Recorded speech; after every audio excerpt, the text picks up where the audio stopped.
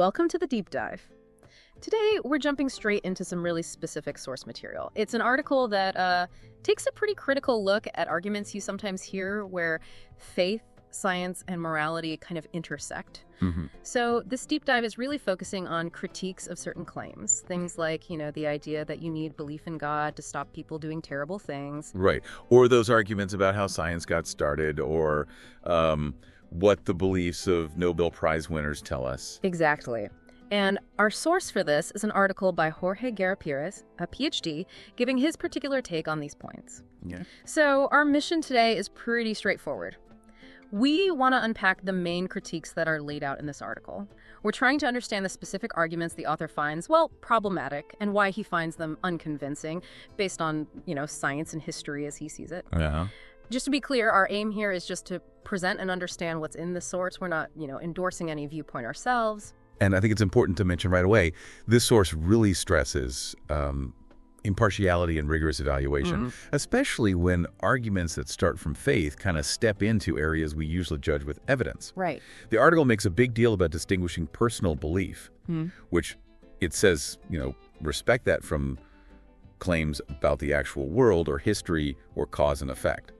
Those things, it argues, can be tested, and maybe should be. Exactly. So the core tension, as this article lays it out, is in these ongoing debates, often involving scientists, right? In those tricky areas where faith and science seem to bump up against each other. Yeah. And it's about the author's view on, how much intellectual rigor you really need when you're having that kind of conversation.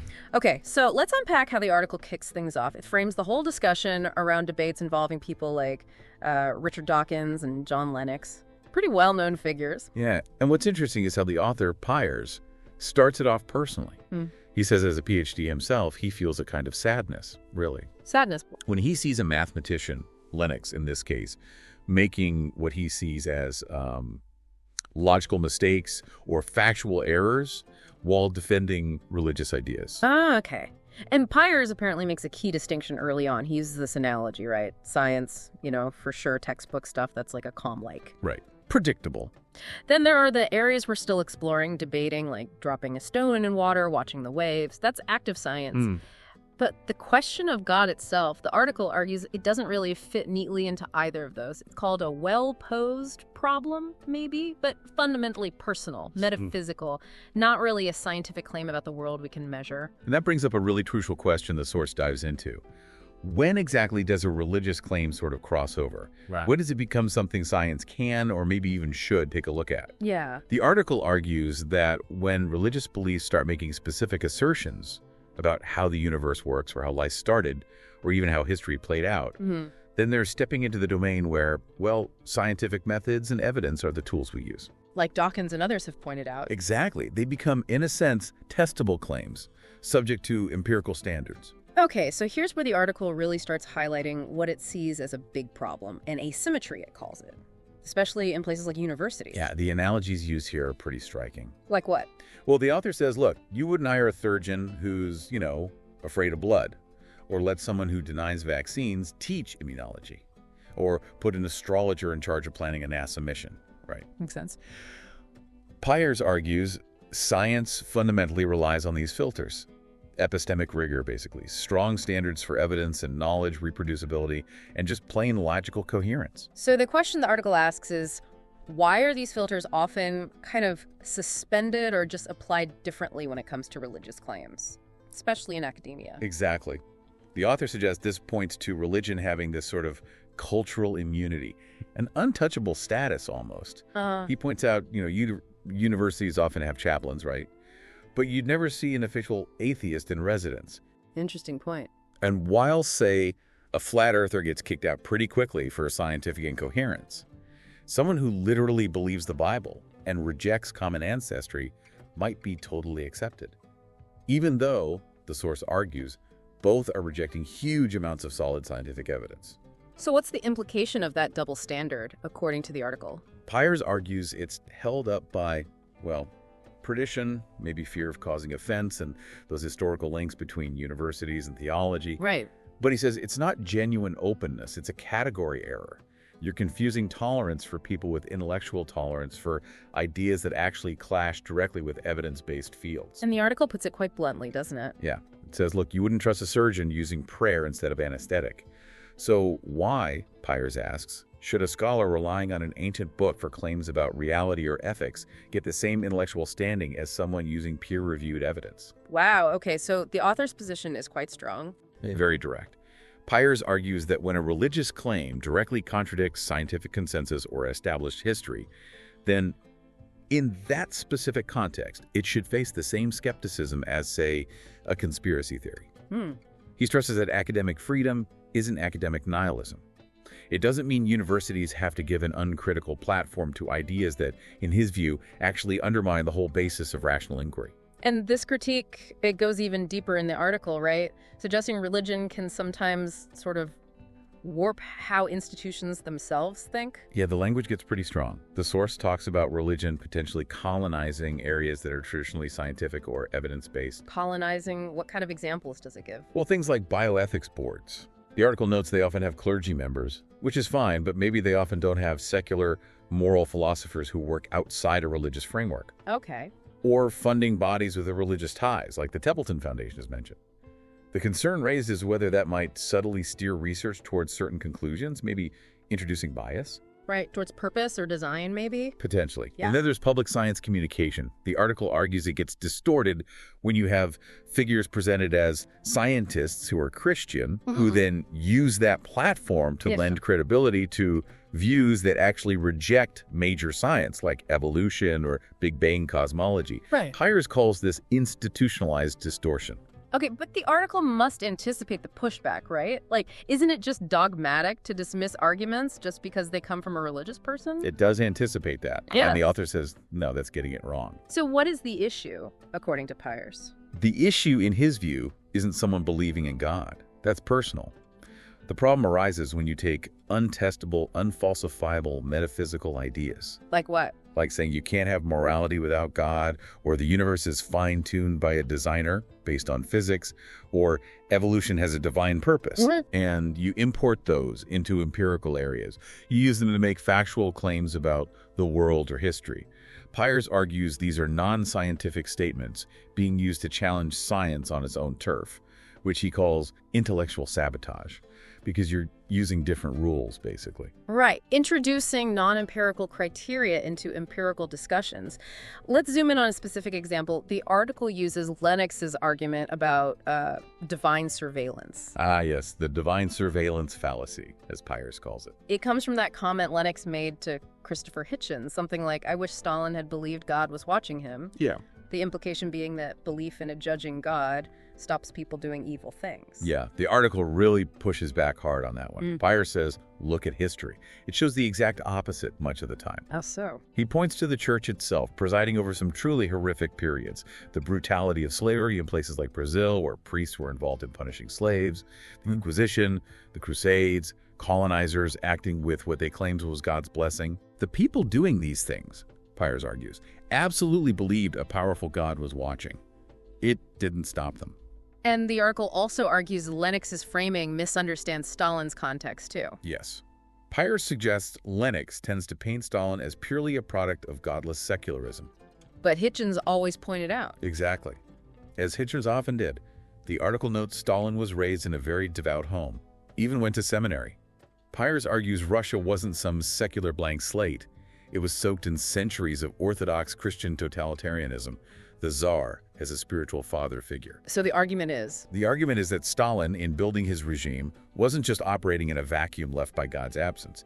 He was arguably repurposing and intensifying existing structures of obedience and authoritarianism that had deep roots in the country's religious past. So what Lennox sees as absence of God, the article reframes as a continuation of structures religion helped build. That's the perspective presented, yeah.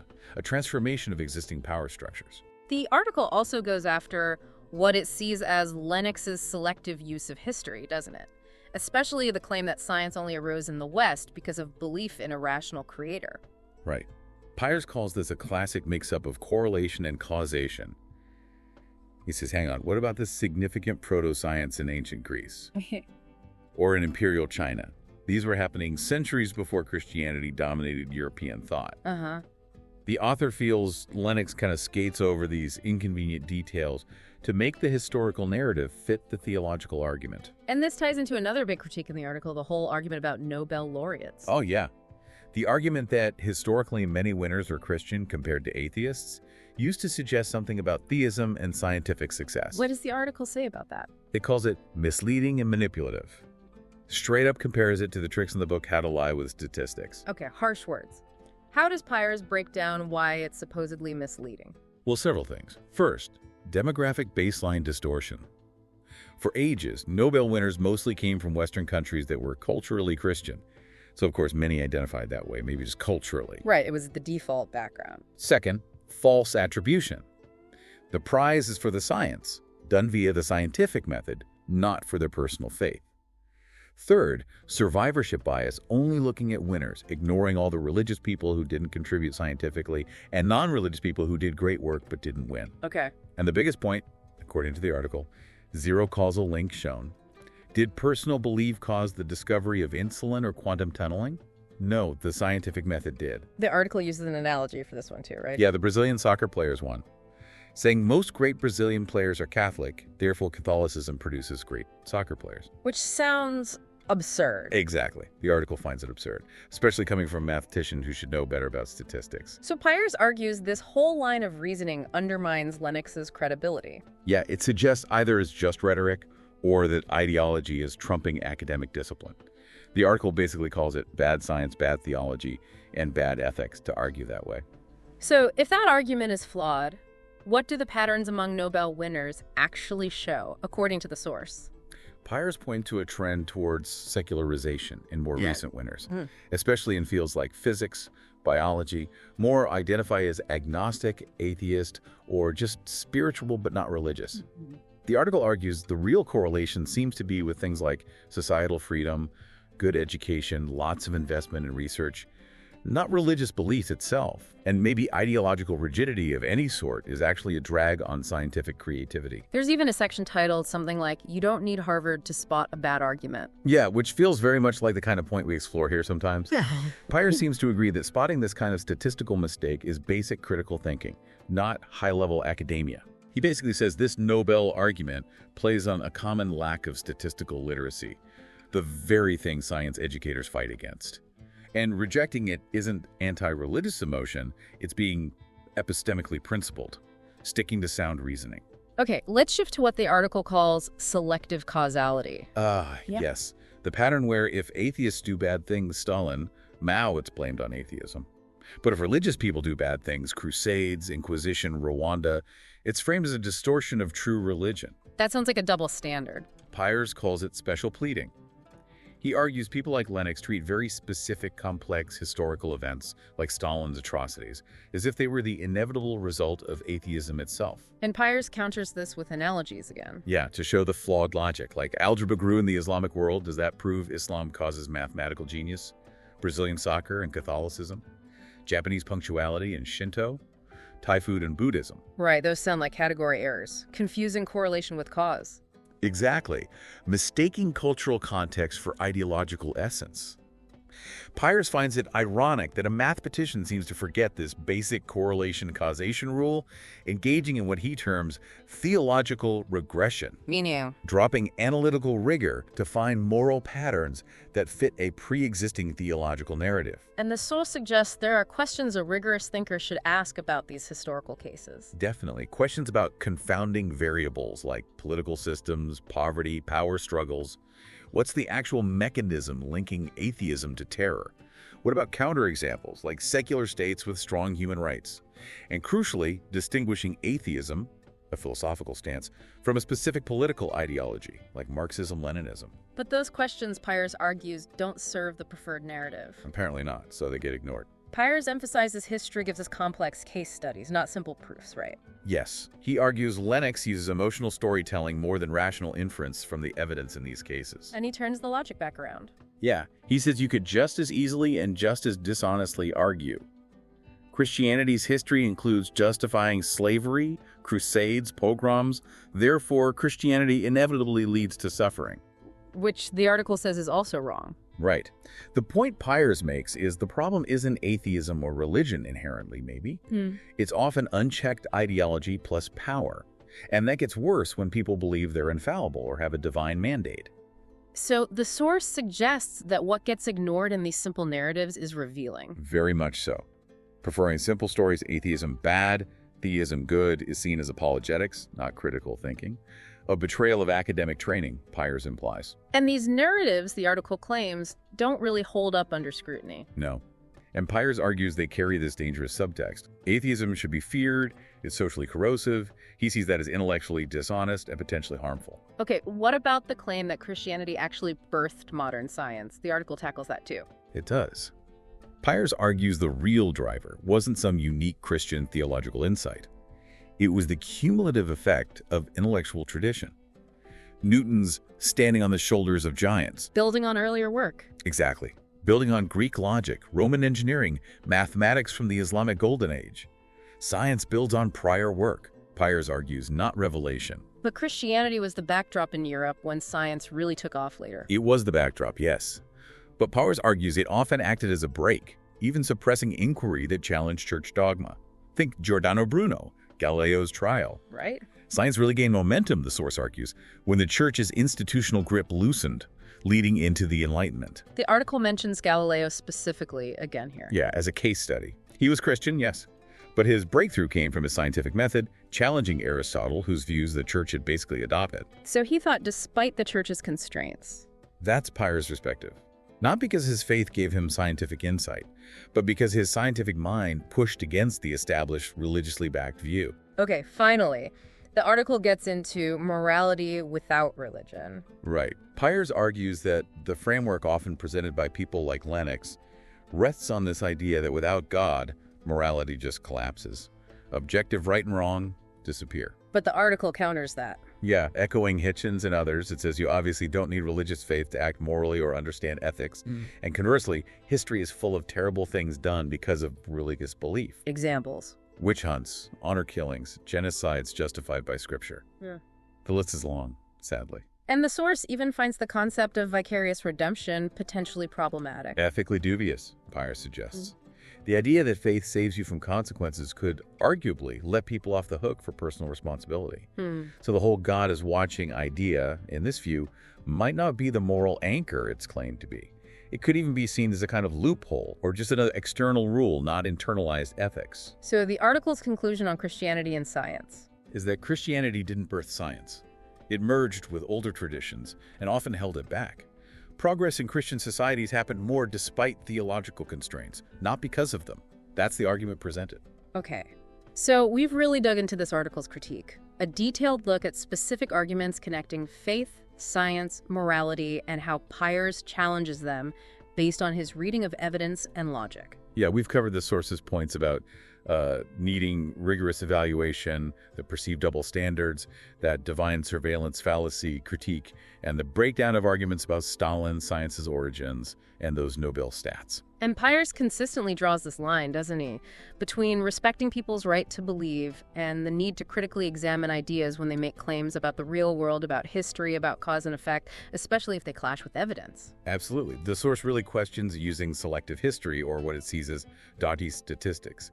It argues the root of many problems is often unchecked ideology mixed with power, not simply whether someone is theist or atheist. And it presents that alternative view on science history progress happening by building on past knowledge and rational inquiry, often gaining speed when free from religious institutional constraints. So ultimately, this deep dive, based on this specific source, really pushes us and you listening to think carefully about claims of causality, about history, about morality, especially when faith and empirical claims get intertwined. Right. So thinking about all we've discussed, here's a final thought drawn from the source's perspective, just to leave you mulling it over. If the idea that God is watching truly functioned as a reliable moral safeguard, well, history might look very, very different. Thanks for joining us for this deep dive. See you next time.